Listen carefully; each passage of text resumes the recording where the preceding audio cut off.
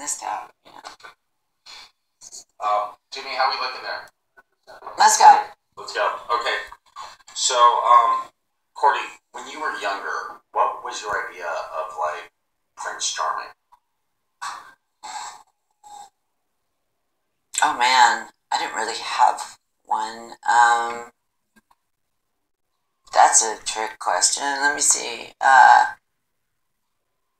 Well, I did. I mean, but when I was young, when you're talking about before I was sexually active, and before I was sexually active, I was hanging around with rock stars. So, I had a huge crush on the first one that mentored me. His name was Julian Cope. He's been forgotten by history, pretty much, but he was part of that sort of Liverpool Echo and the Bunnymen scene. There was a scene, there was a moment there, and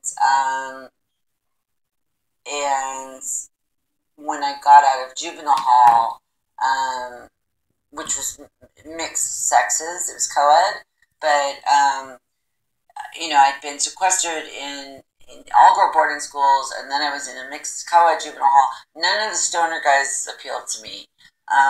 The libraries in both the juvenile halls I was in, one was in Eugene, Oregon, and one was in Salem, Oregon, were stuffed with Harlequin romances and also Reader's Digest classics. So I have read Moby Dick, but I've read the Reader's Digest version. Do you know what I mean? And I've read War and Peace, but I've read the Reader's Digest version.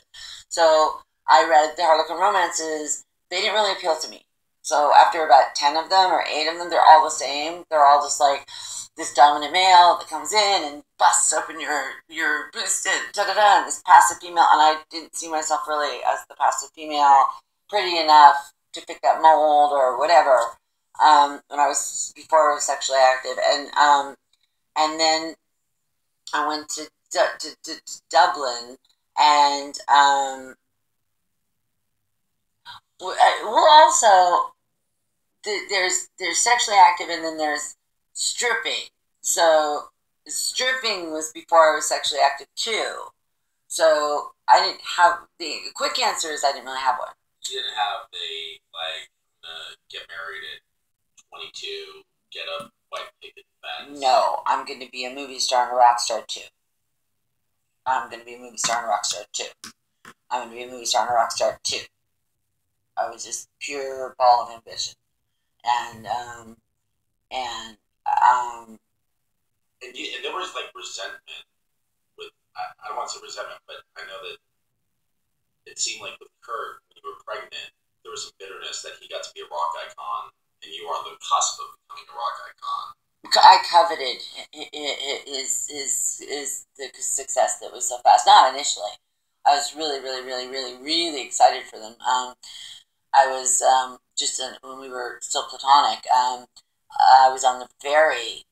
Billy Corgan would not pay for my flight back from Roskilde, and Nirvana had played with the Pumpkins at that show. So I was on the ferry with the Nirvana guys, and I had a crush on Kurt. He was gorgeous. I mean, he was beautiful and enigmatic and evasive. And this is after Reading, but I still was dating and sleeping with Billy Corgan.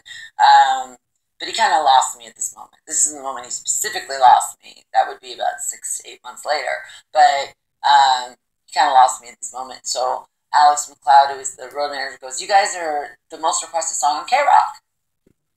And I was the one that had earlier told all of them, Dave, Chris, and Kurt, don't put out Smells Like Teen Spirit. Put it in Bloom. It's a better song. I swear to God, I made an impassioned whole speech about it. It's a better song. Don't put out Smells Like Teen Spirit first. And obviously I was wrong. But Smells Like Teen Spirit was getting super big requests at K-Rock, and Kurt didn't know what that meant. He didn't know what that meant. Like, he didn't even know what I meant. I was such a scene stirrer that, like, he had to go to Dave Grohl and say, "Why is Calvin calling his band Courtney Love?" And Dave's like, "You don't know who Courtney Love is?"